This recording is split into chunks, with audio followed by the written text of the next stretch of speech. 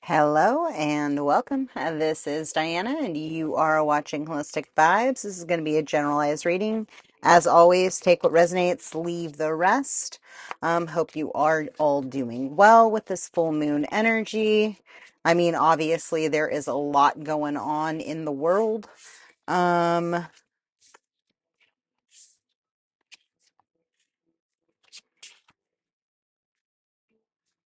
Okay. Let's see. Oh, I don't want those cards. Just kidding.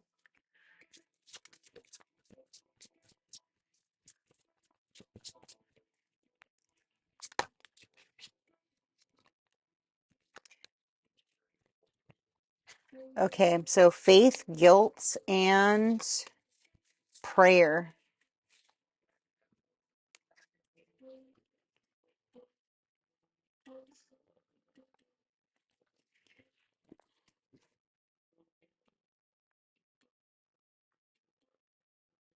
Somebody was foolish with some abundance or the fear of the unknown of abundance. It's almost like not having it, but like not putting it in faith and destiny. Um, because there's been like some kind of a delay. Because remember, right? Like the devil is not going to play nice, and it's going to impede or attempt to manipulate like what is on the table, the offering of what is in your Akashic records, right? Like, so the thing is the enemy can see the records. They normally cannot manipulate the records. I have met one individual that has attempted to manipulate the book or the files, right? Because there is information out there. Sorry, I don't know why I'm just like jumping into it, but here we go. There have been people that have understood the back door to the Akashic records, right? And the timelines or the manipulation of the frequency, how they jump through the heart center. If you've ever done like a meditation with somebody where they say, okay, now open your crown and let's all align. Let's make our energy the same, right? They're essentially feeding on your energetic force. So they're connecting and link treeing you to other people for your energetic frequency, right? If you've ever been to like a big event and they've done that, like you literally cut the cords, clear the energy as you're leaving whatever event it is. You say your energy is your energy, my energy is my energy. And clear, cancel, release, right? But sometimes what happens is there is what they're reminding me of is like a gaping hole in the auric field that kind of gets ripped open. And you can very well, like, I remember going to an event once, and on my flight, like progressively throughout the conference, it was a week-long retreat.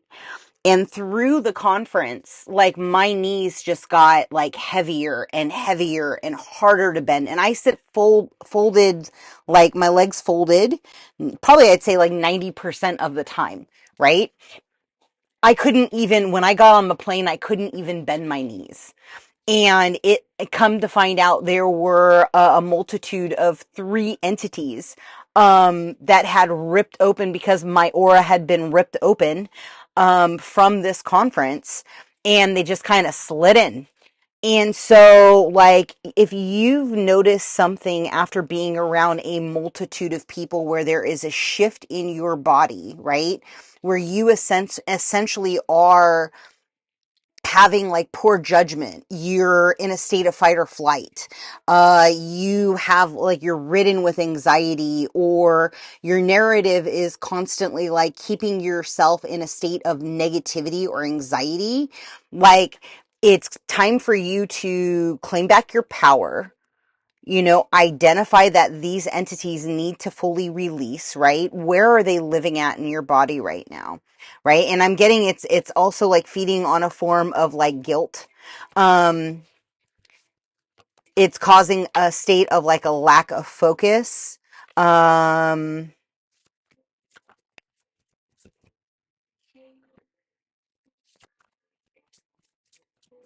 And it could quite possibly be affecting your work or the way that you perform within your work, right?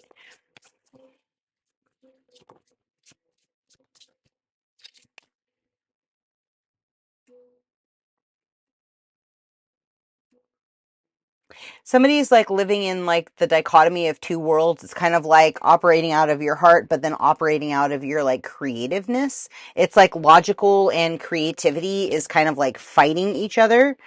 And there can very well be some kind of an energetic surge in regards to the release of unwanted energies, right? Like, thank you. Yeah, something could very well be forcing you or attempting to offer like a false narrative of a reunion over like I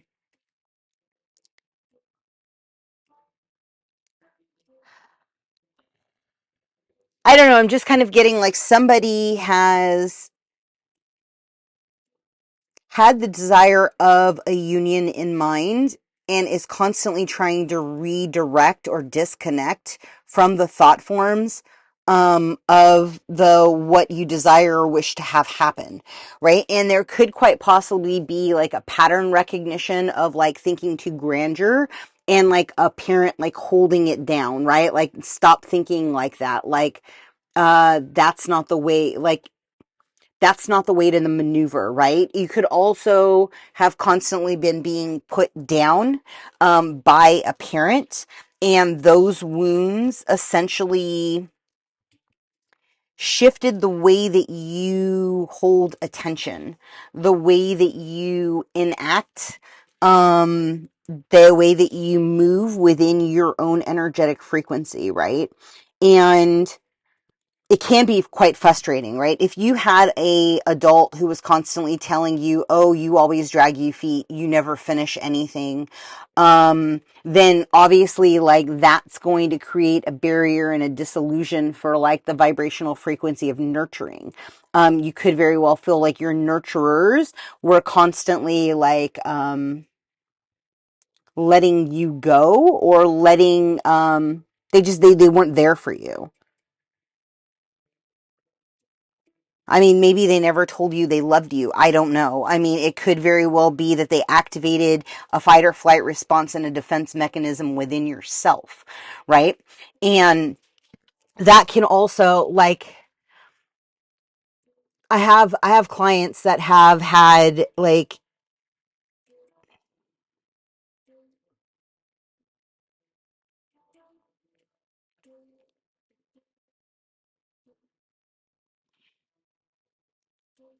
just kind of debating on how to word it, right? Because like you can have paranoia, you can have bouts of um an open crown chakra to the point where you feel like you're almost schizophrenic, where you hear voices, you see colors, you can see shadows moving in the dark, right? Where you can see blockages and you feel the blockages. Like when the clairs come online, it can be very alarming and almost paralyzing. And it can make it to where you don't even want to deal with people because you're tired of dealing with everybody's shit anyway, right? Because if you've constantly been having to hold the energetic frequency of people who are really miserable, but they're pretending to be happy, but then you have to buck up and put on a good face, right? It makes you want to disconnect from the reality, right? It's you.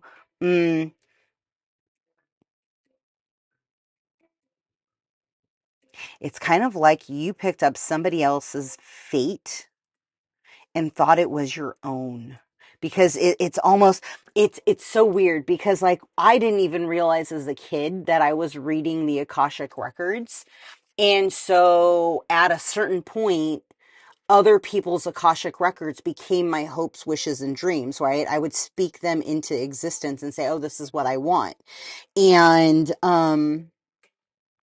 it wasn't my future.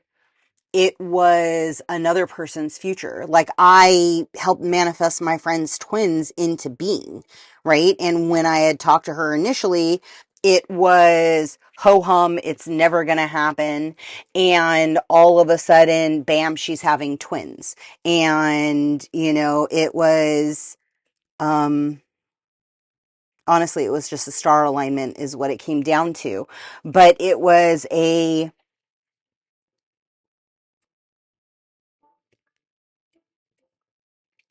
understanding of like what belongs to me and what belongs to another. And an empath as a young child doesn't understand boundaries, right? Because we're not taught that. We're not taught how to meditate as children. We're not taught to identify my own feelings and ask, is this outside of me, or is this me, right? Because let's be real, like, energetic frequencies are constantly impeding. We are literally walking around with something that is affecting our auric field all the time.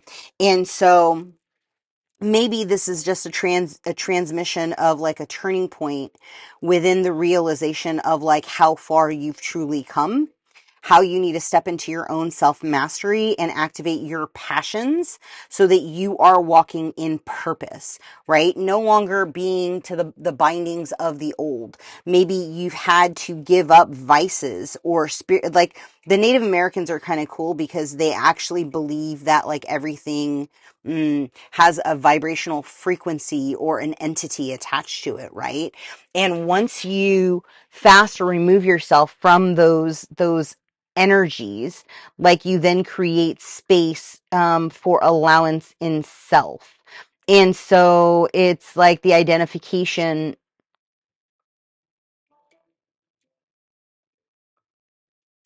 They're just saying it's like through silence and reflection, you're going to start understanding, identifying, um,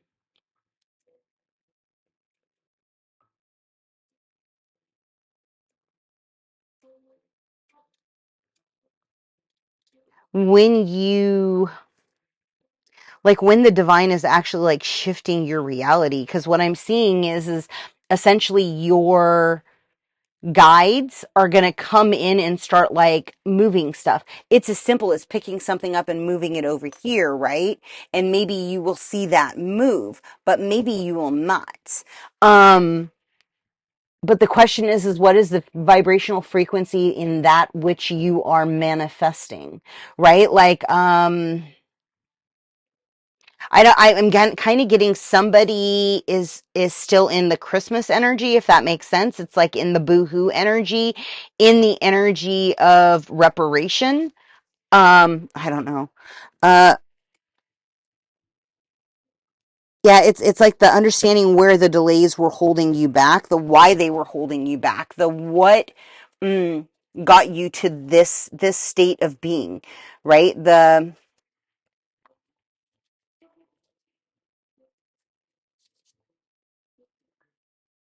Yeah, there's something in regards to rejection. There is something in regards to rejection, not being heard, not being nurtured, isolating, and like being in silence a majority of the time. And it can actually be quite paralyzing. And if it's causing a state of addiction, um, just see that Leviathan, Le, Leviathan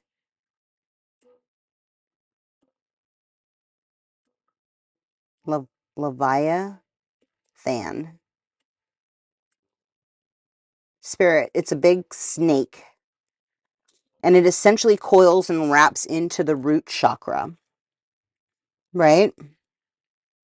And just light the spark of God in it and tell it can no longer be in your energetic field. You could be having kidney problems, sore back, um, your stability could be off, right? Your manifestations could be off. Obviously, like, your lack of focus is part of this, all of this stuff. Um, if you have an experience, you could then have anxiety and angst and that uncertainty through the learning process, right? And so, like, what do they need to know? What do they need to see?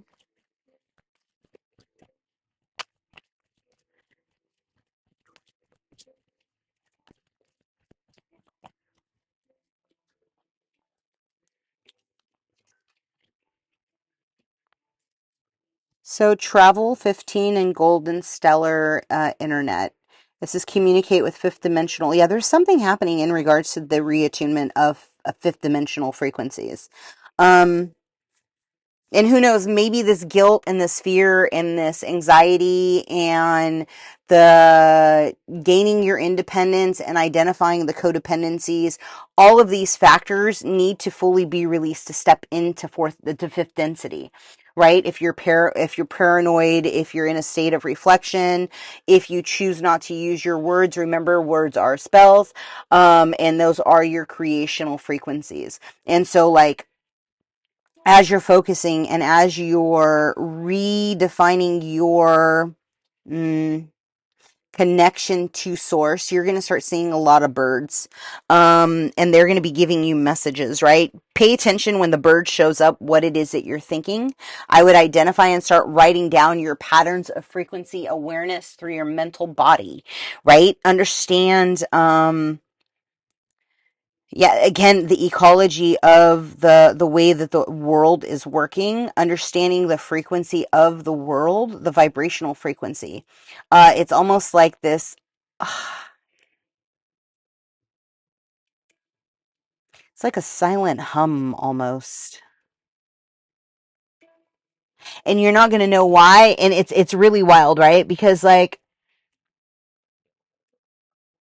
the first time, like, sometimes uh for me, when I woke up, all of a sudden people started bowing their heads, right? I would be walking down the street, totally not even paying attention to people, and people would legit bow their heads to the point where I almost had a guy run into a car because he was crossing the street. He saw me, he bowed his head, and he literally almost got hit by a car. And like it's almost like it's a glitch in the matrix. The matrix starts responding to the cycle of enlightenment, of like where you become more cognitively aware of your gifts, of your inner knowing, of like the roadblocks that you've had to endure.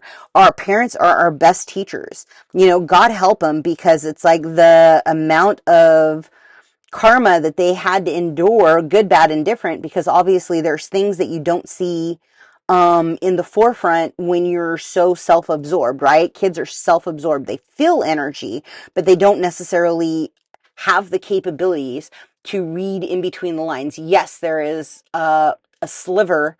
I would probably say it's around the 5%, 9% range, that have the ability to truly pull thoughts out of thin air, and to truly like get to the root cause of like the shit you're saying when they're not in front of you, right? But for the most part, um, there's like this kind of coming online. And again, it's that repeating pattern of understanding, like, where's your faith been? What have been the things that have kept you out of your faith? Um, where is the guilt living? You know, who tossed the guilt on you in the way, you know, for the longest time when I took a day off of work, if I just took a day off of work and needed a recoup day, I literally would not go to a spa. I would not go out and get a massage, because it was like beaten in my brain that if you're sick, you stay home, right? Even though you need to probably flush that lymphatic. So maybe you need to go do a steam bath. Maybe you need to go to a spa and get like the gunk out of your body. I don't know. It's really weird. It's almost like this guilting energy of a false narrative. And in end, it's, yeah, it's creating this stalling and this lack of focus, whatever those roadblocks happen to be. And so, like, lean into the surrender, right? And maybe you need to look into I think it's called the surrender experiment. I think that's what it's called, but that may be something that you want to read. Because again, they're just bringing it up, and maybe that's going to help you release your energetic blocks. There's also a guy, it's the Body Keeps Score, and maybe that's also something that you want to look at. And then I'm a firm believer, making sure that you are scanning your body at night, making sure that you are scanning your body in the day. Are you putting on your armor of God? Are you asking your guides to assist you? With the clearing of the energies that you've been battling when you are sleeping, and get into that self-awareness. If your body feels off, like, ask, is that me or is that outside of me? Where is it coming from? And really hit that hard in regards to the removal of the energy, the how you work with your own energy. What are the tactics that you are using? Maybe you need to write it out, right?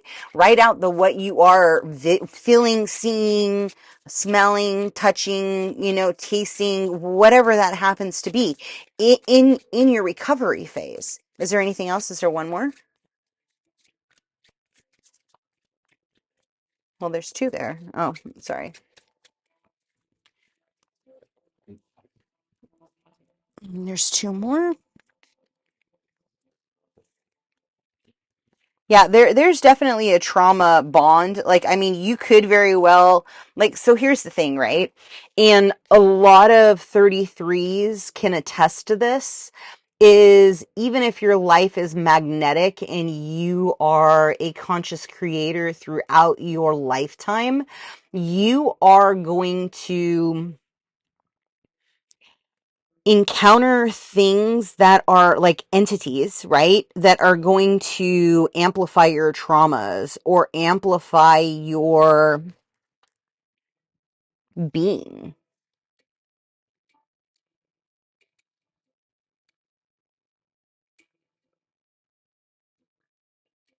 Yeah.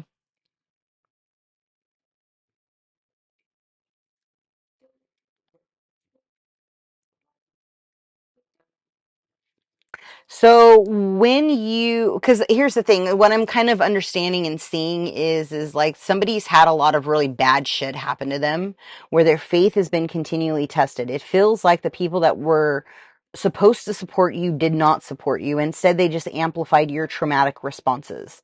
And so, like, through you overachieving, you've kind of subdued your trauma responses because you've been successful, because you've been allowing.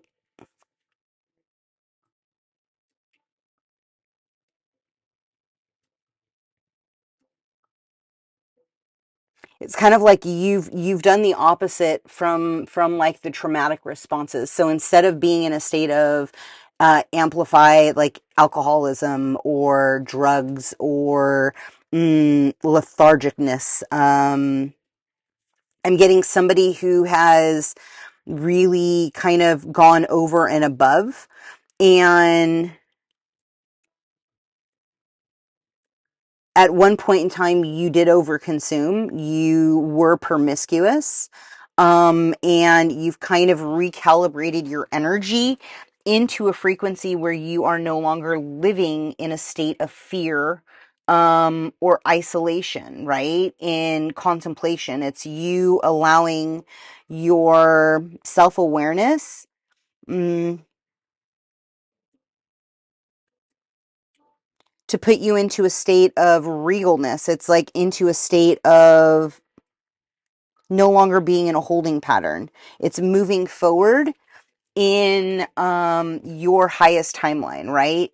And so like as you're traveling, as you're creating a fifth dimensional like environment, honor the where you felt like you were hung out to dry, where you were a martyr, where you didn't have the nurturing that you needed, right? Wherever it happened to be lacking. It could be that a parent passed away. It could be that a parent had to um, wear multiple hats, right?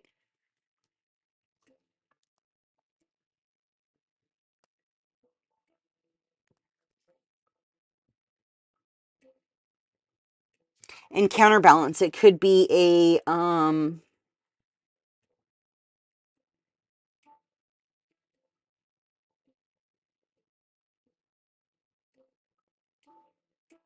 yeah, there could be also a crack within your, like, within your reality, within your matrix, where your attention has been disrupted, right?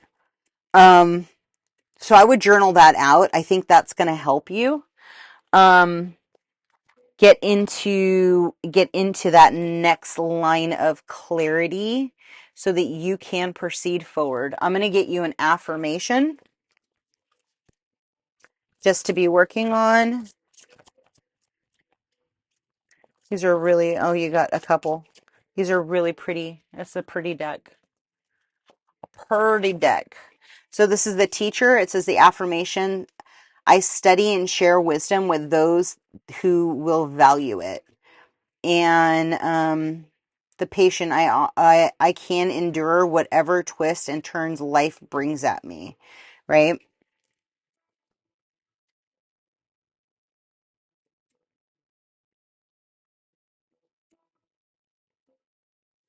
Yeah, there's definitely like a culmination of like you working with the energy and with the divine and asking your guides. And I would even say like working with the moon cycles, like figuring out the best time to manifest, like, and then reconnecting with your guides. In that, as the year of the snake is closing, clear out those levels of toxicity that are still keeping you from your divine fate, as you proceed forward, right? And apparently somebody's going around the world, so that should be fun.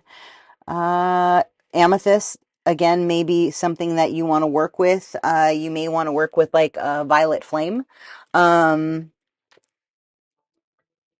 that is going to shift your enthusiasm for life, the way that you relate to the people around you.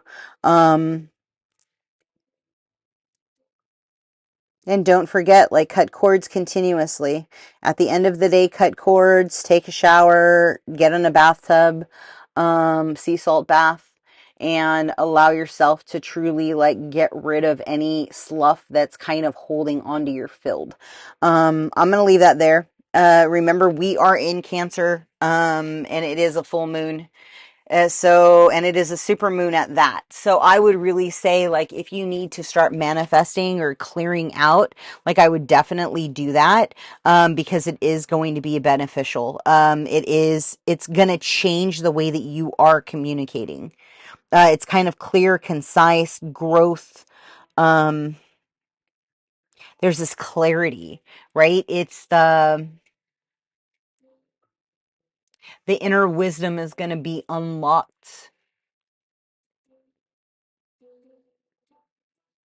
And they're also saying like it's a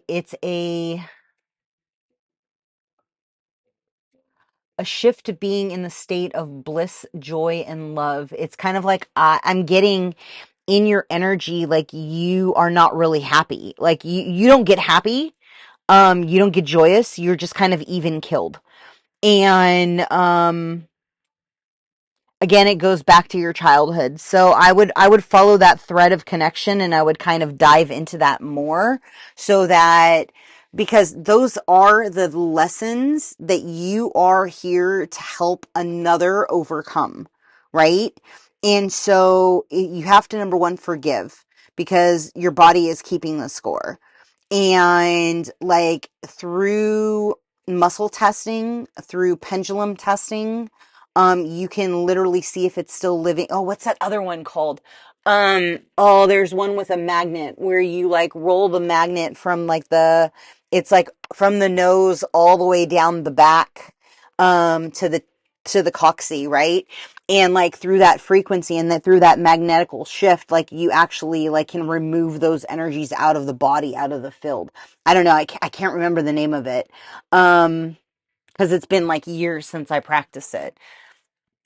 but it is a really cool practice. But that may be something you want to look at. There's also one, the somatic breath work. That's kind of a yoga pause slash breath work that is kind of nice because it reprograms your fight or flight responses, sympathetic, parasympathetic nervous system.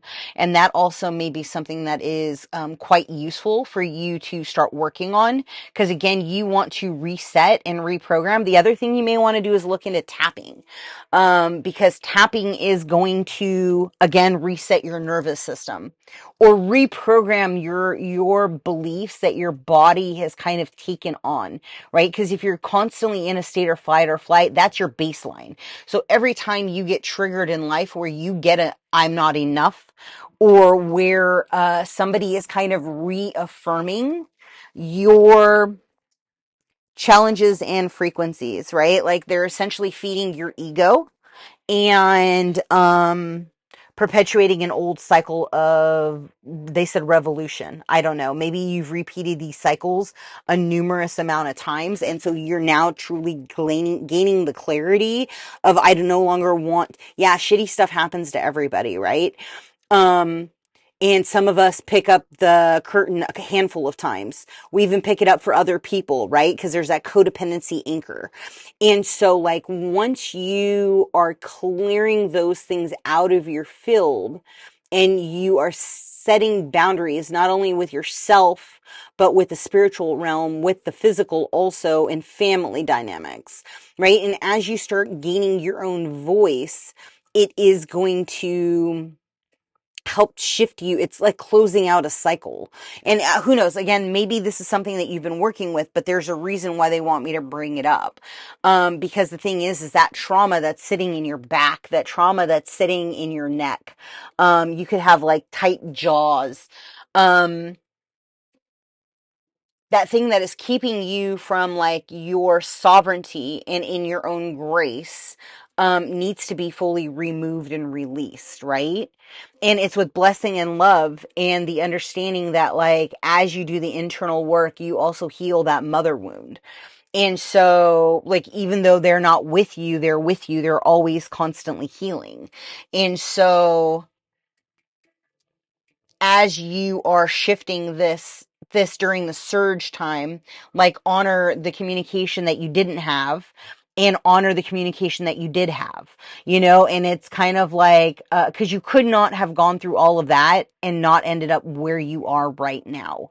Like you needed all of the crap to go down exactly the way it went, because if you would not have done that, then you would have just kept in that initial perpetual cycle. But each time you grew into a stronger, more cognitively aware human being, right? And so it's all part of the process. And that is, again, part of the forgiveness tree through like the Ho'oponopono. Yeah. I'm going to leave that there. I hope something in this resonated with you. If it did, give it a thumbs up. If you would like a reading or a healing, or if you want to explore past lives, all of my information is below. I am running a special on my QHHT. It's only $333. And that's for about 4 hours worth of, or 4 to 5 hours worth of session. So, yeah, until then, be well and ciao.